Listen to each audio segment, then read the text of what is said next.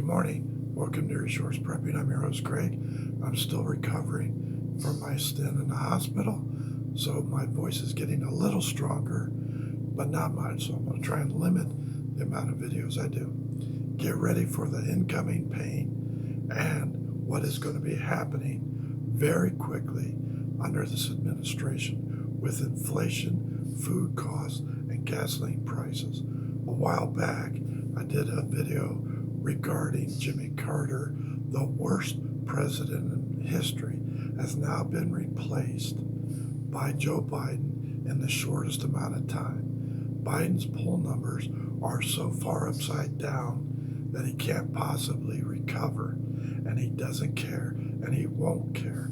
All that is a confirmation that to them, the liberals, the Marxists, they're going in the right direction, because the American people are rejecting his policies on everything. But that won't stop him and the liberal Democrats in Congress.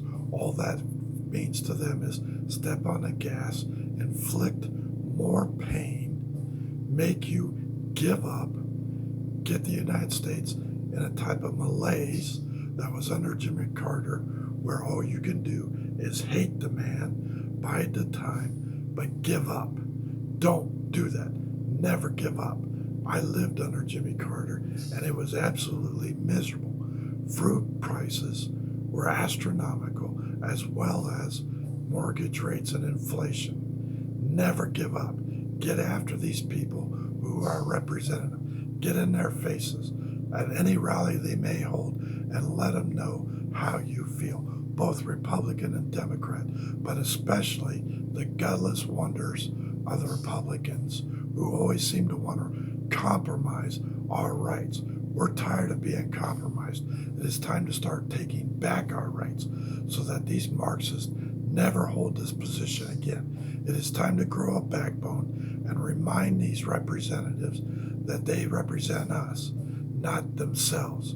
It is time to get in their face, send emails, make phone calls, and make your voices heard. Do not fall into the trap of malaise. Some of the things that Biden is doing is blatantly unconstitutional, and yet very few of our representatives are putting up a fight, and certainly none of the Democrats. The Democrats need to be voted out of office en masse and never let back in. And any of the Democrats that are in your district, you need to contact them and saying gasoline prices approaching $4 a gallon here in Ohio, $25 a pound for a steak is unacceptable. It is time to get them out of office quickly. Another thing too is please watch the GAO video, representatives who voted for the red flag law. These are Republicans who claim to be Second Amendment advocates. Now, these people voted for this military bill in which a military judge and or advocate or officer can confiscate without trial, without hearing, or without their Fourth Amendment, take our soldiers' guns away who are, again, quote unquote, a threat not only to themselves but to the neighborhood, and would be placed on do not buy firearm list, okay, because they'll be felons. This is blatantly unconstitutional, and some of the representatives here in Ohio that voted for this bill need to be reminded that when they were running for election, not only were they supporting of Trump, but the Second Amendment. These people are liars, and we have midterms coming up, so please contact them either by email or by voicemail or appearing at any rallies or town halls they have, and remind them that we are watching their actions. We do not want to compromise with any Democrats. We do not want to say, okay, let's have bipartisanship. The Democrats don't do that.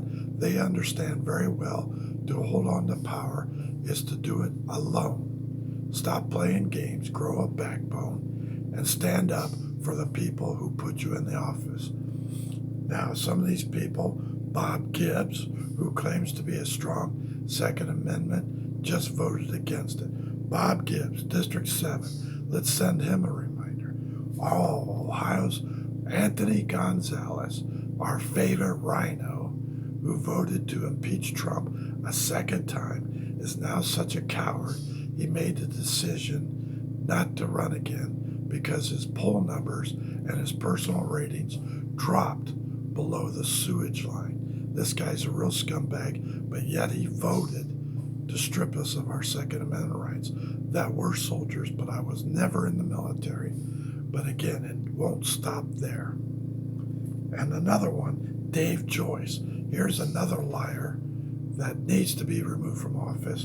Dave Joyce, District 14. He's another snake in the grass that needs to be reminded about this. And these people always say, well, that language will be removed. That's a lie.